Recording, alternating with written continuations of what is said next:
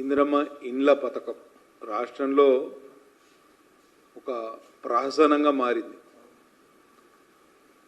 ఇందిరమ్మ ఇండ్ల పథకం అంటే ఇందిరమ్మ గుర్తొస్తుందేమో అని ప్రజలు అనుకున్నారు. కానీ ఇందిరమ్మను కూడా బద్నాం చేసే విధంగా ఇవాళ ఈ పథకం లోపభూయిష్టంగా రాష్ట్రంలో అమలవుతుందనే విషయాన్ని మీ ముందు ప్రస్తావించే ప్రయత్నం నేను చేస్తాను. నియోజకవర్గానికి 3500 ఇళ్ళు అని చెప్పాను. గత బడ్జెట్లో నిధులు కేటాయించారు, ₹1 విధించలేదు, ఒక ఇల్లు కట్టలే.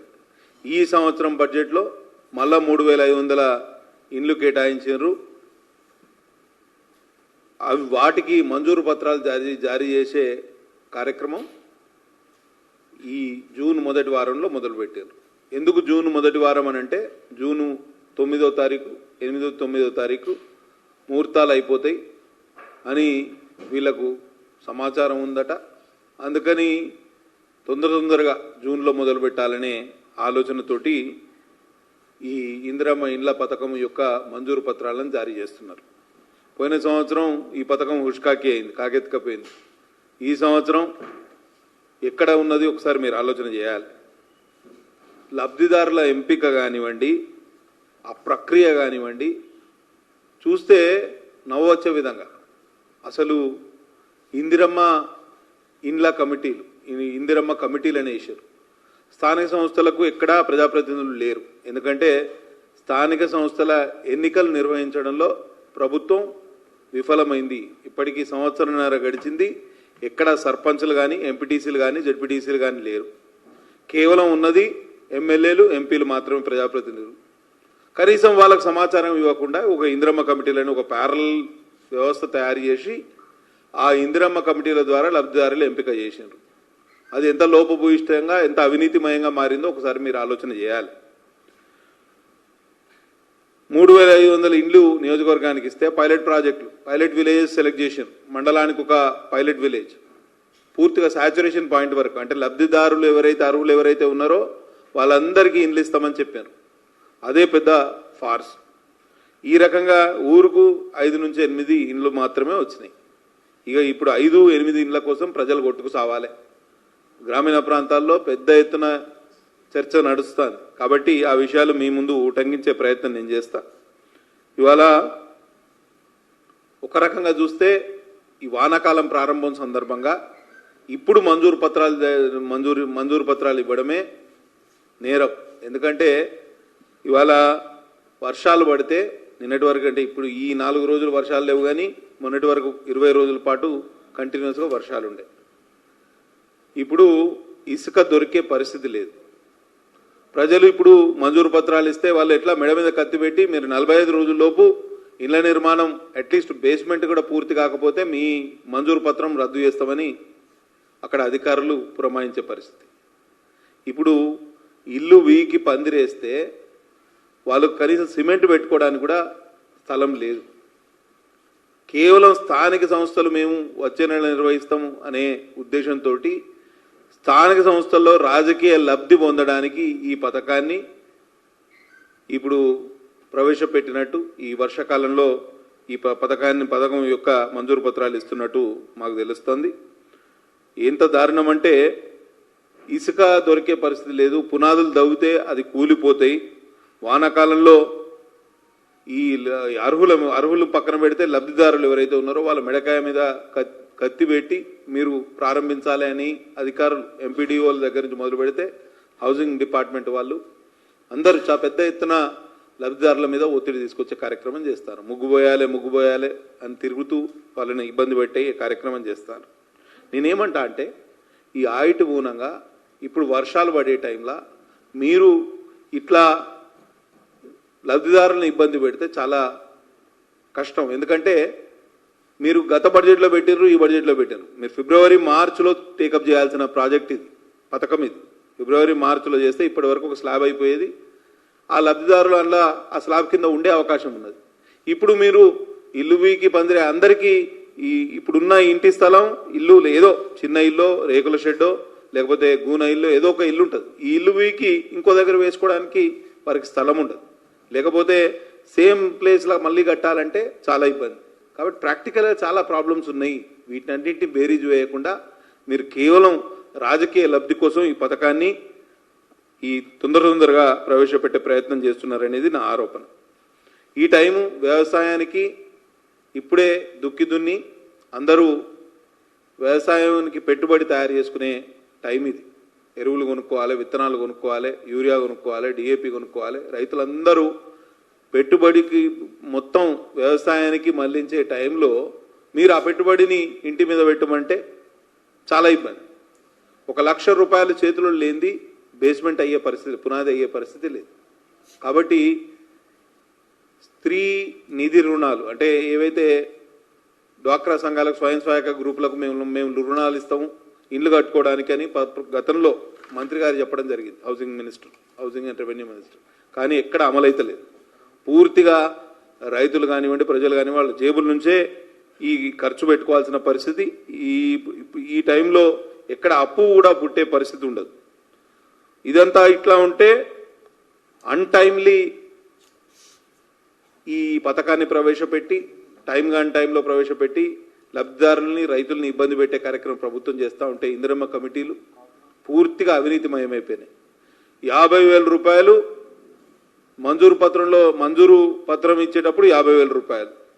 ఫస్ట్ బిల్లు వస్తే 1,00,000 రూపాయలు ఫస్ట్ బిల్లు వస్తుందని అధికారులు చెప్తున్నా. అప్పుడు ఒక 50,000 ఇవ్వాలనేది ఒప్పందం చేసుకొని చాలా చోట్ల బేరసారాలు జరుగుతున్నాయి. అందులో పంచాయత్ సెక్రటరీలు, అధికారులు కూడా భాగస్వాములై ఉన్నారు. అటు ఇందిరమ్మ కమిటీలో ఉన్న వాళ్ళు మొత్తం కాంగ్రెస్ నాయకులే. ఇది కేవలం ప్రభుత్వ పథకం కాదు, ఇది కాంగ్రెస్ పార్టీ పథకంలాగా ఒక ప్రహసనంగా మారింది అనేది మా ఆరోపణ. ఇది ఎంత దారుణం అంటే మా దగ్గర చింతల మానేపల్లి మండలం అని ఒక మండలం ఉన్నది. అక్కడ బాబాపూర్ అనే విలేజ్ ఉన్నది. అక్కడ ఒక కాంగ్రెస్ నాయకుడు, ఆయన రేషన్ డీలరు, ఆయన పెద్ద బిల్డింగ్ ఉన్నది. మళ్ళీ ఆయన ఇందిరమ్మ కమిటీలో మెంబరు, ఆయనకే ఇల్లు వస్తుంది. అట్లా ప్రతి చోట పైలట్ విలేజెస్ మా దగ్గర 7 మండలాల్లో 7 మండలాల్లో 4 పైలట్ విలేజెస్ సెలెక్ట్ చేస్తే 4 అక్కడ స్థానిక ఎమ్మెల్యే అయిన నాకు కానివ్వండి, ఎంపీ గారికి కానివ్వండి సమాచారం ఇవ్వకుండా అధికారులు రాత్రి పైలట్ విలేజెస్ సెలెక్ట్ చేశారు. 4 పైలట్ విలేజెస్ రిజర్వ్ ఫారెస్ట్లో ఉన్నాయి. ఫారెస్ట్ వాళ్ళందరూ అడ్డుకున్నారు. అంటే ప్రజాప్రతినిధులను కట్టుకొట్టే క్రమంలో మీరు ప్రజలకే న్యాయం చేస్తారు. ఒకసారి ఆలోచన చేయండి. మేము రెవెన్యూ సదస్సు కోసం పెంచకల్పేట మండల కేంద్రానికి రెవెన్యూ హౌసింగ్ మినిస్టర్ మా దగ్గరికి వస్తే, మంత్రి గారు మా దగ్గరికి వస్తే ఆయనకు ఫిర్యాదు చేయడం జరిగింది ఈ విషయంలో. అయినా అసలు పైలట్ విలేజెస్లో మీరు మొదలుపెట్టి 6 నెలలు అయింది. ఎక్కడ ఇండ్లు కనీసం బేస్మెంట్ దాటి బేస్మెంట్ కూడా పూర్తి కాలేదు.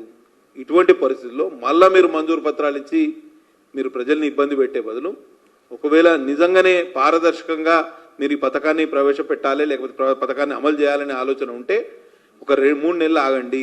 అక్టోబర్లో ఎప్పుడైతే దసరా టైంలో మళ్ళా ముహూర్తాలు వస్తాయి, ప్రజలు కూడా కొంత వ్యవసాయం నుంచి కొంచెం వారికి రిలీఫ్ దొరుకుతుంది, వాళ్ళకు ఉపశమనం దొరుకుతుంది, వాళ్ళకు టైం దొరుకుతుంది. అప్పటి నుంచి వర్షాలు కూడా తగ్గుముఖం పడతాయి. ఈ సిమెంట్ స్టోరేజ్ కానివ్వండి, ఇసుక అవైలబిలిటీ కానివ్వండి, ఇవన్నీ కూడా ఈ సాధక బాధకాల నుంచి బయటపడే అవకాశం ఉంటుంది. కాబట్టి కేవలం రాజకీయ లబ్ధి కోసం ఇట్లా చేయడం కరెక్ట్ కాదనేది మా అభిప్రాయం. తెలంగాణ హౌసింగ్ కార్పొరేషన్ అనేది ఒక కార్పొరేషన్ మళ్ళీ రివైవ్ చేసింది గవర్నమెంట్ వచ్చిన తర్వాత. కేసీఆర్ 10 సంవత్సరాల్లో హౌసింగ్ డిపార్ట్మెంట్ పూర్తిగా నిర్వీర్యం చేస్తే హౌసింగ్ కార్పొరేషన్ ఎండీ ఉన్నారు ఒక ఐఏఎస్ ఆఫీసర్ గారు. ఇవాళ ఎంత దారుణం అంటే ఇక్కడ మా దగ్గర ఇట్లా లబ్ధిదారుల ఎంపిక గత 4-5 రోజులుగా టకటక మంజూరు పత్రాలు ఇస్తారు. ఎవరికి ఇస్తారు, ఎట్లా పోతుంది, ఎవరికి అవుతుంది, జనాల్లో కన్ఫ్యూజన్. కనీసం గ్రామ సభలు పెట్టే పరిస్థితి లేదు, గ్రామ పంచాయతీ ఆఫీసుల్లో నోటీస్ బోర్డుకు పెట్టే పరిస్థితి లేదు. కాబట్టి మేము మా కలెక్టర్ గారిని మేము హౌసింగ్ డిపార్ట్మెంట్లో అసలు అధికారులే లేదు. ఒక డిఈ మొత్తం ఒక జిల్లా కలిపితే ఒక డిఈ, ఆయనే హౌసింగ్ పీడీ కూడా, ప్రాజెక్ట్ డైరెక్టర్ కూడా ఆయనే. ఏఈలు ఎవరు లేరు. మొన్న అవుట్ సోర్సింగ్ కింద నియోజకవర్గానికి 2 అపాయింట్ చేసినారు. వాళ్ళకు అసలు బేసిక్ నాలెడ్జ్ కూడా లేదు, ఎందుకంటే న్యూ కమర్స్ వాళ్ళు. వీళ్ళ ఆధ్వర్యంలో ఎక్కడ అధికారం యంత్రాంగమే లేనప్పుడు ఇవన్నిటి మీద ఆజమాయిషి ఎట్లయితుంది? ఏదో తాంబూలాలు ఇచ్చేసినాం, మీరు దన్నుకు చావండి అన్నట్టు ఒక ప్రహసనంగా మారింది ఈ పరిస్థితి. నేను ఈ హౌసింగ్ కార్పొరేషన్ ఎండీ గారికి 4 రోజుల నుంచి నేను చెప్తూనే ఉన్నాను, సార్ ఇక్కడ ఇట్లా మీరు అడ్డగోలుగా చేస్తూ ఉంటే ప్రజలకు ఇబ్బంది అని అంటే ఆయన ఒకసారి 2 సార్లు రెస్పాండ్ అయ్యి మళ్ళీ ఫోన్ ఎత్తడమే మానేసి మంత్రులు కూడా ఎట్లయిపోయినంటే వీళ్ళ అడ్డగోలు సంపాదనలో ఈ అధికారులు కూడా భాగస్వాములు అయిపోయి వాళ్ళని నెత్తికెక్కించుకుంటే వాళ్ళు ఫోన్లు ఎత్తని పరిస్థితి. ప్రజాప్రతినిధుల కాల్స్ కూడా రెస్పాండ్ అయ్యే పరిస్థితి. అది పబ్లిక్ గ్రీవెన్సే, అది నా పర్సనల్ గ్రీవెన్స్ కాదు, నాకు సంబంధించిన అంశం కాదు. మా జిల్లాలో ఇది జరుగుతుంది అని అంటే కలెక్టర్ గారు ఏమంటారు, నాకు సంబంధం లేదంటారు. హౌసింగ్ కార్పొరేషన్ ఎండీకి ఫోన్ చేస్తే ఆయన ఫోన్ ఎత్తాడు, మంత్రి గారికి చెప్తే ఆయన రెస్పాండ్ కాడు, జిల్లా ఇన్ఛార్జ్ మంత్రి వారు అందుబాటులో ఉండరు, మా జిల్లాకు ఒక మంత్రి లేడు. ఇట్లా అన్ని జిల్లాల్లో ప్రాక్టికల్గా చాలా సమస్యలు ఉన్నాయి. కాబట్టి ఈ విషయంలో ప్రభుత్వం కొంత చొరవ తీసుకోవాల్సిన అవసరం ఉన్నది. వీళ్ళంతా ఈ అధికార యంత్రాంగం కూడా సొంత జాగీరులాగా, ఇది పబ్లిక్ అసెట్ క్రియేషన్ అనే ఆలోచన లేదు వాళ్ళకి. ఏదో మేము సొంత జాగీరు నడుపుతున్నట్టు మాకు తెలుస్తుంది. కాబట్టి వీళ్ళు కాంగ్రెస్ నాయకులుగా చలామణి అవుదామనుకుంటే వీళ్ళు కండువా కప్పుకొని పూర్తిగా కాంగ్రెస్ నాయకుల్లాగా చలామణి అయితే మాకు అభ్యంతరమే లేదు. మేము ఆ అధికారులు హౌసింగ్ కార్పొరేషన్ ఎండీ గారి దగ్గరికి పోము, ఈ కలెక్టర్ల దగ్గరికి పోము, ఎవరి దగ్గర పోము. మొత్తం వాళ్ళు కాంగ్రెస్ నాయకులని చలామణి అయితే మాకు ప్రాబ్లమే లేదు.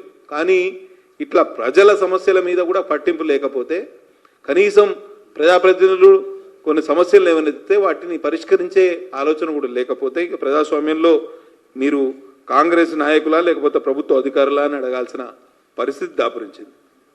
నేనేమంటా అంటే ఈ మంత్రులు అధికారులంతా తోడు దొంగల్లాగా మారిర్రు.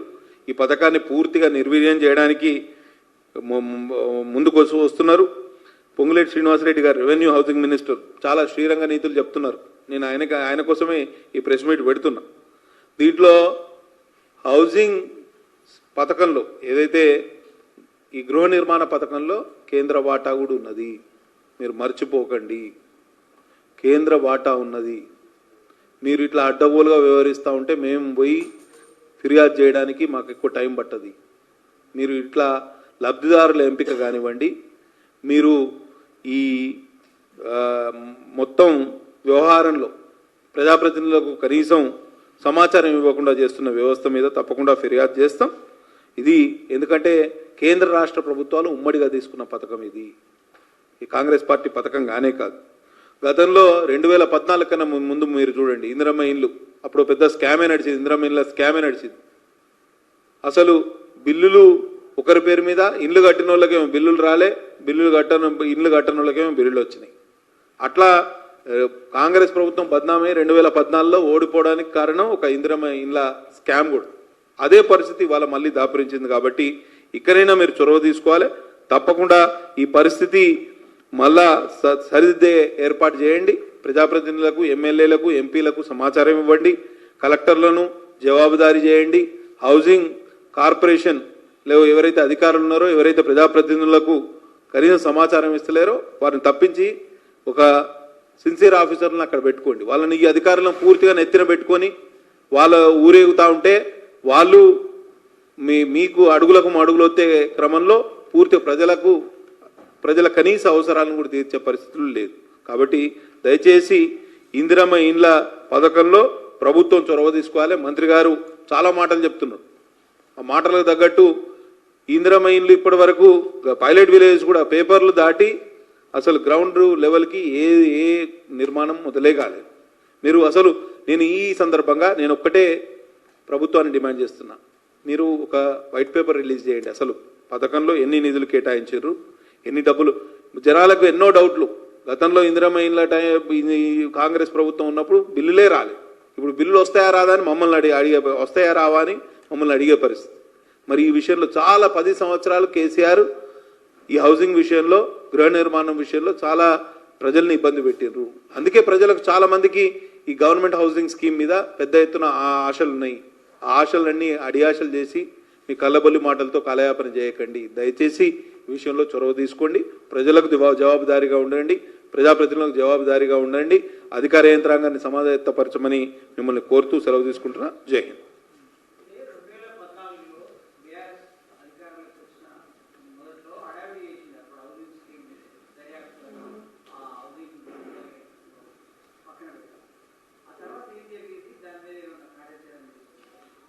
KCR only double bedroom houses అని చెప్పి సెంట్రల్ ఫండ్స్ కూడా వాటికే డైవర్ట్ చేయడం జరిగింది.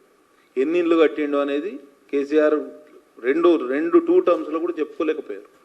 హైదరాబాద్లో కొన్ని చోట్ల కట్టిండ్రు, అవి ఆక్యుపై కూడా కాలేదు. గతంలో అసలు వీళ్ళు 2 BHKలు ఎక్కడైతే పట్టణ ప్రాంతాల్లో కట్టినరో వాటికి అలాట్మెంట్ అయినా కూడా కొన్ని చోట్ల సెప్టిక్ ట్యాంకులు కానివ్వండి, ఎలక్ట్రికల్ వైరింగ్ కానివ్వండి, మిగతా బేసిక్ అమ్యూనిటీస్ రోడ్లు కానీ ఇన్ఫ్రాస్ట్రక్చర్ కానీ ఎక్కడ డెవలప్ చేయలేదు. కాబట్టి ప్రజలు అక్కడ పోయి ఉండడానికి ఇబ్బంది పడ్డారు. ఎవరు అన్ఆక్యుపైడ్ 2 BHKs రాష్ట్ర వ్యాప్తంగా లక్షల సంఖ్యలో ఉన్నాయి.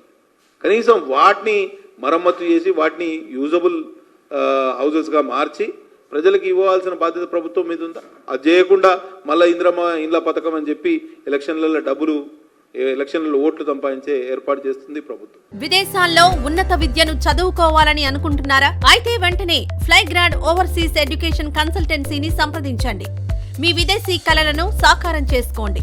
ఫ్లైగ్రాడ్